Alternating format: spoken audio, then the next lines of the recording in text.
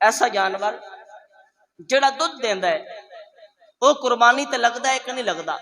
उस वास्ते हुक्म की है कि अगर तुसी दुध वाला जानवर कुर्बानी वास्ते मुंतखब कर रहे हो तो फिर तुसी उहदा दुध पी नहीं सकते, उहदे दुध नूं तुसी वेच नहीं सकते, उन्हें फरोख्त नहीं कर सकते।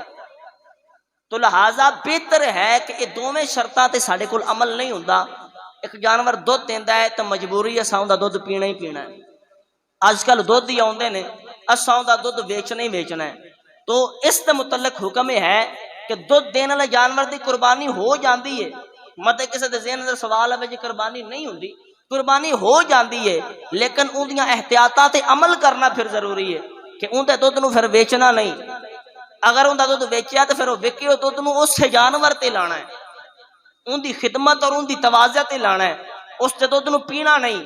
तो ऐसे जानवर तो परहेज करो, क्योंकि नबी पाक साहिब सल्लल्लाहु अलैहि वसल्लम ने फरमाया कि ऐसी चीज़ अल्लाह के रस्ते के अंदर कुर्बान करो जिहड़ी चीज़ जेड़ा भी वेखे वो ये आखे भी कितनी सोहनी शै अल्लाह दी राह विच कुर्बान कर रहे हैं।